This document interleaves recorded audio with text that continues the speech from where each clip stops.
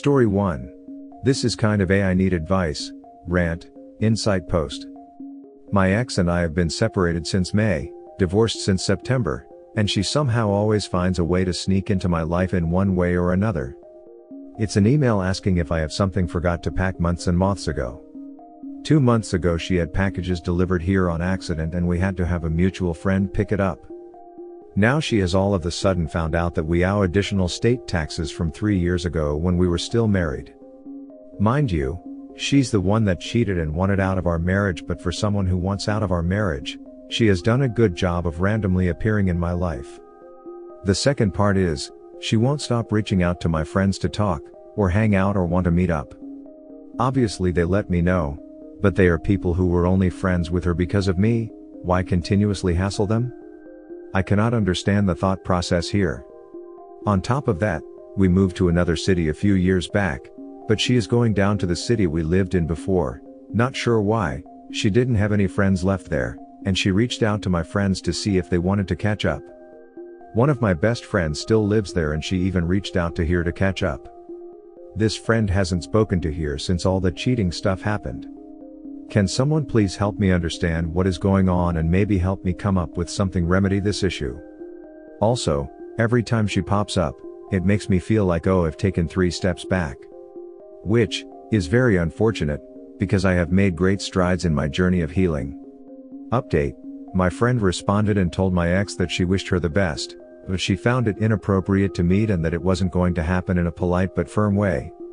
My ex responded with a very rude message about thinking she was her friend too, and it's really unfortunate that it has to be this way, and followed up with, "Lose my number."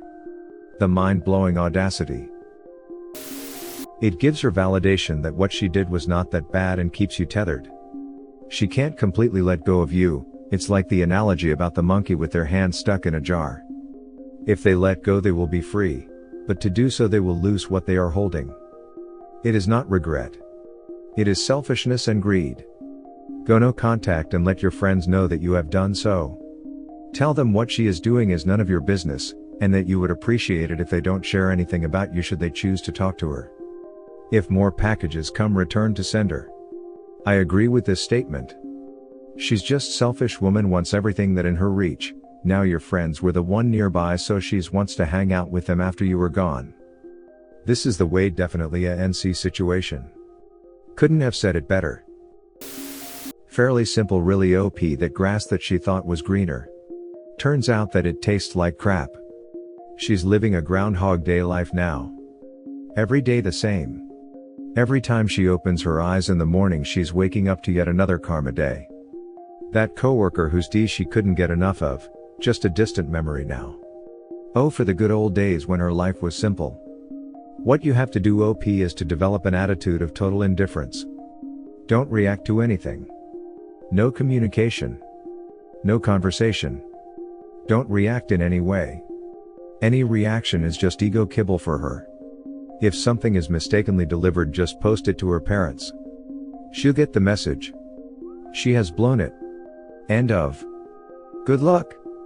My favorite saying about the greener grass is the grass on the other side only appeared greener because they weren't watering their own lawn. Or the old Irma Bombeck take, the grass is always greener over the septic tank. Now that's a name I have not heard in a long time. It is all about control. She no longer has any direct control over you. That won't stop her from trying. If she has no current information about you, it will motivate her to reach out to your friends. Every time she pops up, it makes me feel like I've taken 3 steps back. This is the whole point. She does not want you to move on. This is best explanation here and somewhat what I would have posted. OP, please read this because this what she is trying to do.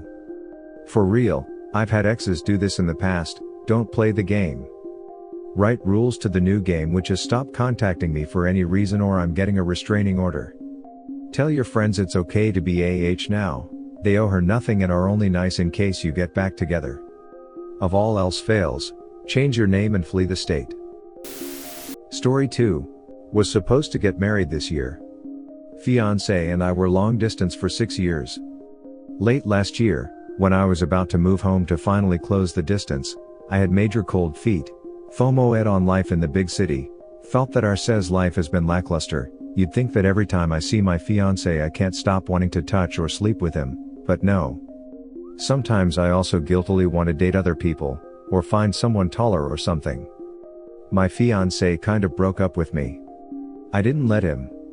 We were not speaking or being open and communicative 2 weeks leading to this, and also after the breakup that I didn't let him do. You can say there is room for my situation to be technically we were on a break thing, but not really. During the moving month, I started partying and doing MJ. On one drunken night, I was taken advantage of by a friend. I wouldn't say totally taken advantage of, since somehow I was curious and wanted to experience what enjoying sex would be like, or at least be satisfied by my partner. Anyway, that pair-off was crap and didn't give me what I was looking for. I still felt like I had this urge to do AONS or something to satisfy that curiosity. On another drunken evening, I pair off with another guy. All I wanted was AONS, but weeks prior to this night, I was sharing a lot of my misgivings and cold feet feelings with this guy. It was just going to be a one night. But somehow, it turned into an EA. From spending a few days with this person, I found things that I felt like I was missing out on for the longest time: romantic dates, liking the same type of food, being hot about a partner's body. I felt like fate was playing with me. On one hand, I feel super connected to my fiancé, on the other hand, here was another guy who had everything I felt was missing.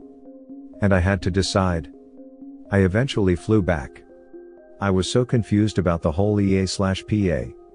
I always thought that I'd go back and fix things with my fiancé and felt an abundance of love when I see him. I went home, I saw him, and I didn't feel anything.